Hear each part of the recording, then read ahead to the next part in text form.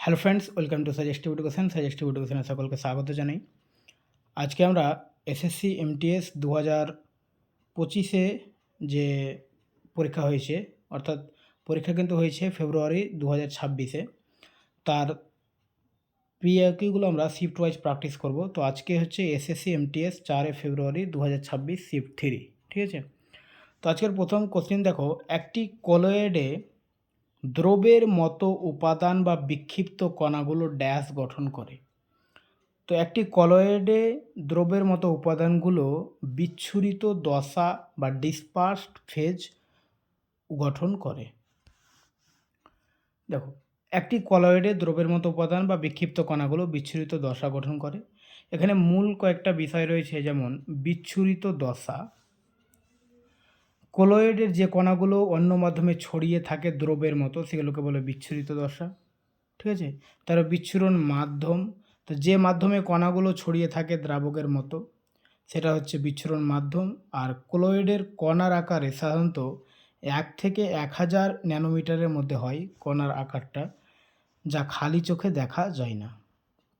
তো ব্যাখ্যাগুলো অবশ্যই দেখবে। হিরণ্যগর্ভ শব্দটির অর্থ কী? তো হিরণ্যগর্ভ শব্দটির অর্থ হচ্ছে স্বর্ণগর্ভ বা সোনার গর্ভ। প্রথম দিকে রাষ্ট্রকূটরা কর্ণাটকের চালুক্যদের অধীনস্থ ছিল।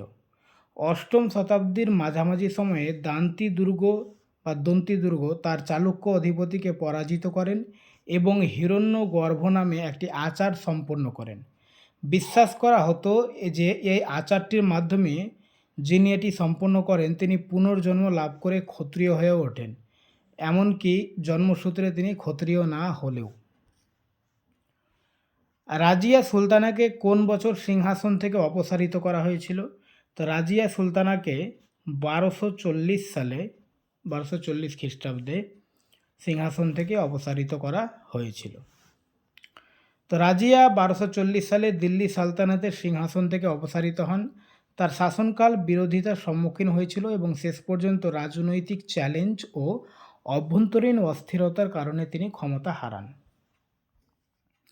ভারতের নিচের কোন পঞ্চবার্ষিকী পরিকল্পনাটি কাঠামোগত সমন্বয় নীতি প্রবর্তনের পর শুরু হয়েছিল, অর্থাৎ স্ট্রাকচারাল অ্যাডজাস্টমেন্ট পলিসি প্রবর্তনের পর শুরু হয়েছিল? তো অ্যান্সার হচ্ছে অষ্টম পঞ্চবার্ষিকী পরিকল্পনা।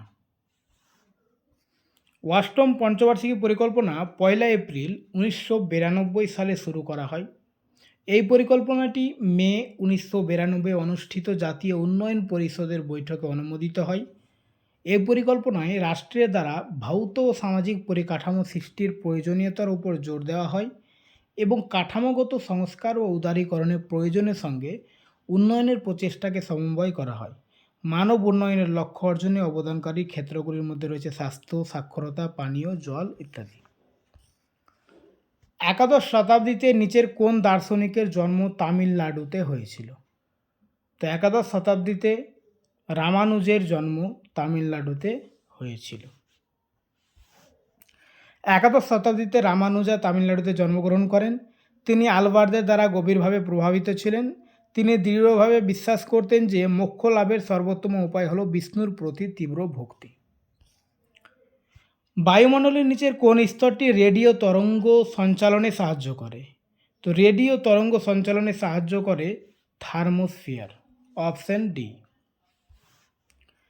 খ্রিস্টপূর্ব ষষ্ঠ এবং চতুর্থ শতাব্দীর মধ্যবর্তী সময়কালটি ড্যাশ উত্থানের সাথে যুক্ত? তো ষষ্ঠ এবং চতুর্থ শতাব্দীর মধ্যবর্তী সময়কালটি মগধের উত্থানের সঙ্গে সম্পর্কিত। মগধ সাম্রাজ্যের উদ্ভব খ্রিস্টপূর্ব ষষ্ঠ শতাব্দী থেকে খ্রিস্টপূর্ব চতুর্থ শতাব্দীর মধ্যে হয়। মগধ ছিল উত্তর ভারতের অন্যতম শক্তিশালী ও সমৃদ্ধ রাষ্ট্র। নবরাত্রির সময় নৌরাতা নৃত্য কোন অঞ্চলে পরিবেশিত হয়? তা নৌরাতা নৃত্য এটা বুন্দেলখণ্ড অঞ্চলে পরিবেশিত হয়, অপশন ডি। মানুষের রক্তচাপ, লালা নিঃসরণ এবং বমির মতো অনিচ্ছাকৃত ক্রিয়াগুলো মস্তিষ্কের ড্যাশ অংশে অবস্থিত ড্যাশ দ্বারা নিয়ন্ত্রিত হয়? তো মানুষের রক্তচাপ, লালা নিঃসরণ এবং বমির মতো অনিচ্ছাকৃত ক্রিয়াগুলো মস্তিষ্কের মেডুলা অংশে অবস্থিত পশ্চাৎ মস্তিষ্ক দ্বারা নিয়ন্ত্রিত হয়। মেডুলা অবলাঙ্গাটা বা সংক্ষেপে মেডুলা হলো একটি দীর্ঘ দণ্ডাকার গঠন যা মস্তিষ্ক কাণ্ডের নিম্নাংশ তৈরি করে।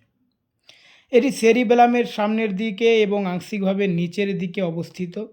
এটি শঙ্কু আকৃতির স্নায়ুকোষের একটি গুচ্ছ যা স্বায়ত্তশাসিত কার্যাবলী নিয়ন্ত্রণ করে, যেমন বমি, হাঁচি, হৃৎস্পন্দনের নিয়ন্ত্রণ ইত্যাদি। নিচের কোন উৎসবটি কেন্দ্রশাসিত অঞ্চল লাদাখে পালিত হয়? তো এখানে লাদাখে পালিত হয় কুরু কব্বগ্যাত। ঠিক আছে, অপশন সি কুরু কব্বগ্যাত। এখানে স্পেলিংটা ভুল হয়েছে। লাদাখের অন্যান্য উৎসবগুলোর মধ্যে রয়েছে লোসার, হেমিস ইত্যাদি। হিমাচল প্রদেশের কোন হ্রদটি বৈশাখী উৎসবের সাথে যুক্ত? তো হিমাচল প্রদেশে রিয়ালসার হ্রদ বৈশাখী উৎসবের সঙ্গে সম্পর্কিত। হিমাচল প্রদেশের রিয়ালসার হ্রদ বৈশাখী উৎসবের সাথে সম্পর্কিত বা বিশেষভাবে যুক্ত, যেখানে এই সময় একটি বিশাল মেলা ও পবিত্র স্নান অনুষ্ঠিত হয়। মান্ডির কাছে অবস্থিত হ্রদটি হিন্দু, শিখ এবং বৌদ্ধ 3 ধর্মের অনুসারীদের কাছে অত্যন্ত পবিত্র তীর্থস্থান হিসেবে পরিচিত। নিচের কোন বছরটিতে জম্মু কাশ্মীরে আদমশুমারি পরিচালিত হয়নি? তো জম্মু কাশ্মীরে আদমশুমারি বা সেন্সাস পরিচালিত হয়নি 1991 সালে। 1991 সালে উপত্যকায় চরম অস্থিরতা জঙ্গিবাদের কারণে সেই সময় সেখানে আদমশুমারি করা সম্ভব হয়নি। আন্তর্জাতিক মহাকাশ স্টেশন বা ইন্টারন্যাশনাল স্পেস স্টেশন কোন সালে উৎক্ষেপণ করা হয়েছিল? তো অ্যান্সার হচ্ছে 1998 সালে, অপশন সি। 20 নভেম্বর 1998 সালে প্রথম মডিউল জারিয়া উৎক্ষেপণের মাধ্যমে এর যাত্রা শুরু হয়। আন্তর্জাতিক মহাকাশ স্টেশন পশ্চিম থেকে পূর্বে কত ডিগ্রি কক্ষীয় নতিতে ভ্রমণ করে? তো অ্যান্সার হচ্ছে 51.6 ডিগ্রি কক্ষীয় নীতিতে। আন্তর্জাতিক মহাকাশ স্টেশন আইএসএস পশ্চিম থেকে পূর্বে 51.6 ডিগ্রি কক্ষীয় নতিতে ভ্রমণ করে। এই নির্দিষ্ট নতি বা অ্যাঙ্গেলটি পৃথিবীকে প্রদক্ষিণ করার সময় স্টেশনের গতি এবং কক্ষপথের স্থায়িত্ব বজায় রাখতে সাহায্য করে। 1930 সালে কে ডিপ্রেসড ক্লাসেস অ্যাসোসিয়েশন প্রতিষ্ঠা করেছিলেন? তো ডিপ্রেসড ক্লাসেস অ্যাসোসিয়েশন প্রতিষ্ঠা করেছিলেন B.R.. Ambedkar. Doctor B.R.. Ambedkar 1930 সালে all India depressed classes association প্রতিষ্ঠা করেন, যাতে ভারতের সিদ্ধান্ত গ্রহণকারী সংস্থাগুলিতে তফসিলি জাতির ন্যায্য প্রতিনিধিত্ব নিশ্চিত করা যায়। 2025 সালের মে মাসে বিকশিত ভার্গবস্ত্র সিস্টেম এর প্রাথমিক উদ্দেশ্য কী? এর প্রাথমিক উদ্দেশ্য ছিল সোয়ার্ম ড্রোন, ঝাঁকে আসা ড্রোন, যেগুলো হুমকির মোকাবিলা করা। একটি ড্যাশ হলো এমন একটি বিশৃঙ্খলা যা কোনো মাধ্যমের মধ্য দিয়ে অগ্রসর হয় যখন মাধ্যমের কণাগুলো তাদের পার্শ্ববর্তী কণাগুলোকে গতিশীল করে তোলে। তো অ্যান্সার হচ্ছে তরঙ্গ। একটা তরঙ্গ যখন কোনো মাধ্যমের দিয়ে অগ্রসর হয় তখন মাধ্যমের কণাগুলো তাদের পার্শ্ববর্তী কণাগুলোকে গতিশীল করে তোলে। ইউরোপীয় মহাকাশ সংস্থা ইএসএ এর এনভিশন মিশনের লক্ষ্য কোন গ্রহটি অন্বেষণ করা? তো অ্যান্সার হচ্ছে শুক্র গ্রহকে অন্বেষণ করা, অপশন বি। ইউরোপীয় মহাকাশ সংস্থা ইএসএ এর এনভিশন মিশনের মূল লক্ষ্য হল শুক্র গ্রহ অন্বেষণ করা। 2031 সালের দিকে উৎক্ষেপণের জন্য নির্ধারিত এই অরবিটারটি শুক্রের অভ্যন্তরীণ গঠন, উপরিভাগ এবং বায়ুমণ্ডলের মধ্যে পারস্পরিক সম্পর্ক নিয়ে বিস্তারিত গবেষণা করবে। এটি গ্রহটির ভূতাত্ত্বিক সক্রিয়তা এবং এর বিবর্তনের রহস্য উদ্ঘাটন করার চেষ্টা করবে।